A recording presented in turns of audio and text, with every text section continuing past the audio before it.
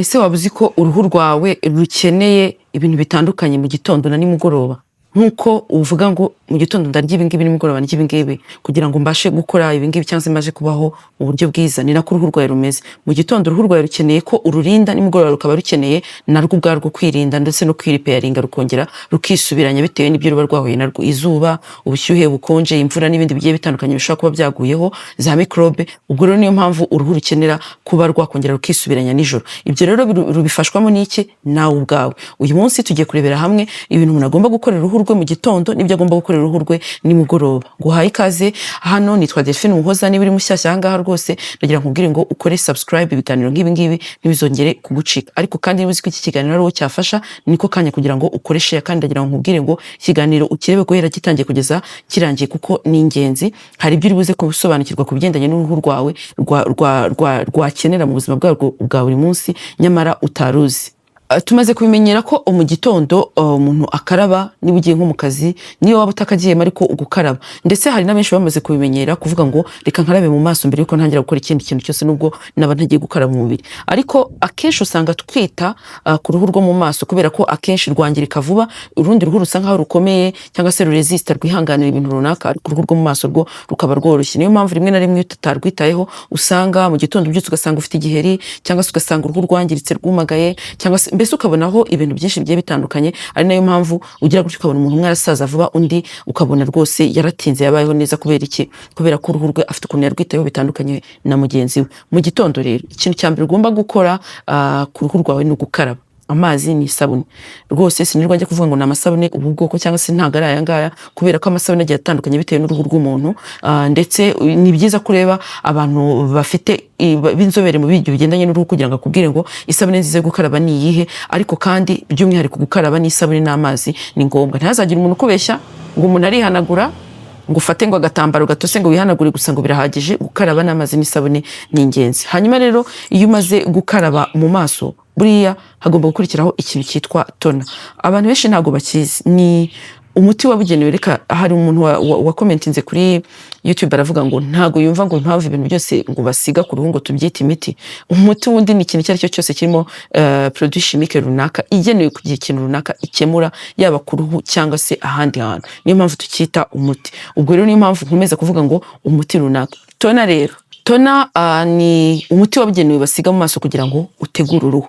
Ni ukuvuga ngo utegura uruhu kuba ibindi bintu byose ugiye gusigaho bidashobora kuba byarwangiza. Niba ugiye gusigaho amavuta afite wenda ikintu runaka gishobora kwangiza uruhu, bikaba byagutera gushishuka, bikaba byagutera ubushye cyangwa se bikaba byagutera igiheri, tona niyo mpamvu prepare uruhu kugira ngo uruhu rwitegure rube rumeze neza, icyo uri busigeho kibashe, niba igicengera mu mubiri gicengere kitangije. Hanyuma iyo umuntu amaze gushyiraho tona mu gitondo, ubishoboye washyiraho serum ya vitamine C.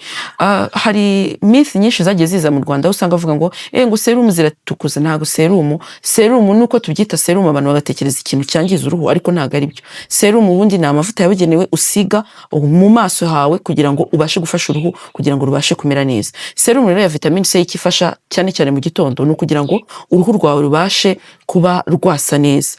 Rimwe na rimwe niba hari nk'amatashe cyangwa se ibindi bintu byajeho bibe byavaho. Serum ya vitamine C irakora neza ndetse ikora mu gitondo kubera ko iba activated bitewe n'izuba cyangwa se n'urumuri. Bityo rero kuyisiga mu gitondo ni ingenzi ndetse biranafasha cyane kugira ngo uruhu rwawe rube rwamera neza.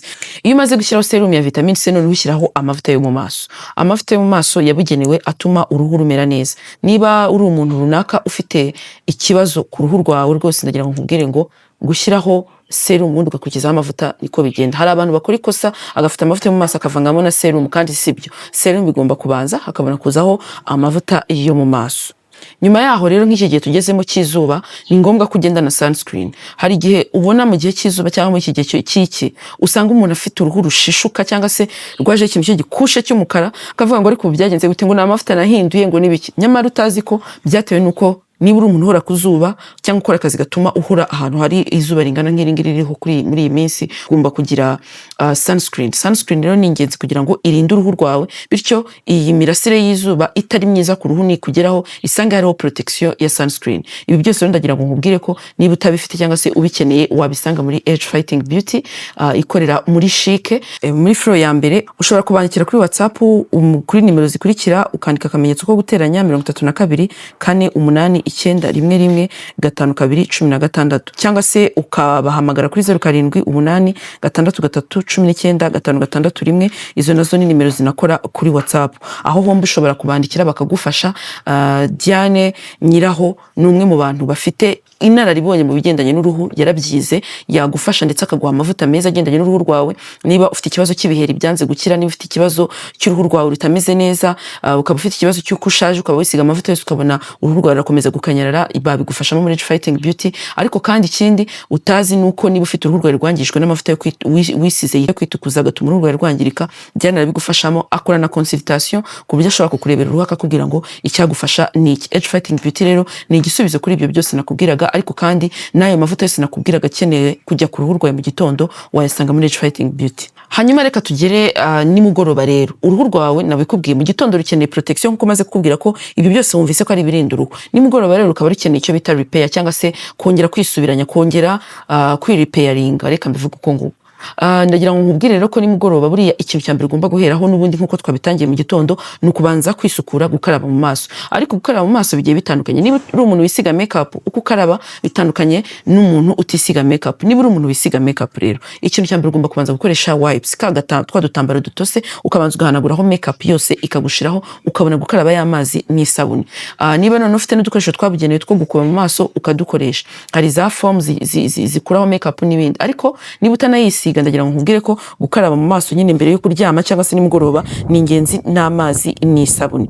Hanyuma niba uri umuntu ufite ikibazo kigendanye wenda n'iminkanyari, ukavuga ati ngewe ntangiye kubona udusinye two gusaza mu maso, ukoresha icyo bita retinol. Retinol nayo iraboneka kuko irinda uruhu ndetse igatuma uruhu rwongera nanjye kuvuga ngo kwiyuburura wenda, ariko ni ukugira ngo uruhu rwongere rugaruke. Kwa kundi utangira kubona ushishuka, burya ushobora gukoresha retinol bikagenda.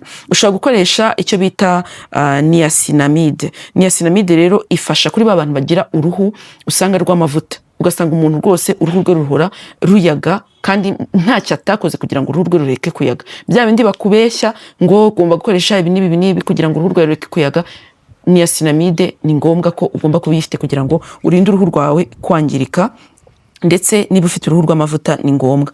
Ariko kandi niba ufite n'uruhu rumwe rufite utuntu tw'utwenge mu maso, niacinamide nayo ni ngombwa kugira ngo uyikoreshe. Ushobora gukoresha kandi salicylic acid, nayo ni bwa bwoko bwa serum, icyo twita serum, abanyarwanda mbona kenshi tubyita serum, ariko nayo ni amavuta agufasha kugira ngo niba ufite ikibazo kigendanye wenda n'ibiheri nabyo bishire. Ariko nayo ukayikoresha nijoro mbere yo kuryama umaze gukaraba. Ushobora no gukoresha icyo bita hyaluronic acid. Iyi nayo ifasha kuri wa muntu ufite uruhu rwumagaye, cyangwa se navuga ngo uruhu ubona ruhora rumeze nk'urufite umwera, nayo ni ngombwa ko uyisiga. Urumva ko ibyo abantu bisiga nijoro bigomba kuba bitandukanye n'ibyo bisiga ku manywa. Iyo umaze gukora ibi ngibi rero, ubwo ni ukuvuga ngo muri wa mwanya wa vitamine C mu gitondo ukoresha zimwe muri izi serumu zose nkubwiye bitewe n'uko uruhu rwawe rumeze. Noneho nyuma yaho nibwo ushyiraho ya mavuta yo kwisiga yabugenewe yo mu maso. Ndagira ngo nifasayizige ku kintu cy'uko amavuta yo mu maso atandukana bitewe n'imyaka ufite. Abantu bafite imyaka 20, amavuta bisiga mu maso atandukanye n'abantu bafite imyaka 50, 60 kuzamura.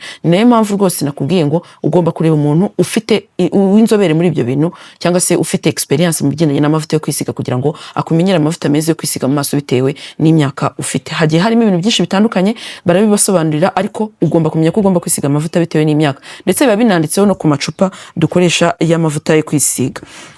Nyuma rero buri icyanyuma nakubwira nuko ugomba kwisiga amavuta yo ku munwa. Si ngombwa rabero cyangwa iki, ushobora gufata igikotoro gisanzwe kino cya vaseline ugasigaho, kuko umunwa nawe ukeneye kongera kwirepairinga nijoro, kandi ni ngombwa ko ubikora mbere yo kuryama. Niba rero nawe wajyaga uvanga amavuta yo kwisiga yo ku manywa n'aya nijoro, ndagira ngo nkubwire ko bitandukanye. Ibyo byose ukora nibyo bituma uruhu rwawe rumera neza. Kugira ngo uruhu rwawe rumere neza, ugomba kwihangana ugategereza si ibintu bibi ijoro rimwe. Ikindi ugomba kurwitaho, ndetse nkuko wiyitaho ukarya neza kugira ngo ubashe kubaho wumva udafite inzara, ni nako ugomba kubikora na nijoro no ku manywa, wisiga amavuta yabugenewe kandi ukarya n'ibiryo bituma uruhu rwawe rumera neza. Irinde fast food, bya biryo biri aho ngaho birimo amavuta menshi, birimo ibirungo byinshi, ahubwo ugerageze kwifasaizinga ku kintu kigendanye n'imboga n'imbuto, kuko nibyo bintu by'ingenzi bya mbere birinda mu maso. Ibindi byose bajya bakubwira ubanze ubishyire ku ruhande, ariko ubanze ugaburire uruhu rwawe inyuma ndetse n'imbere.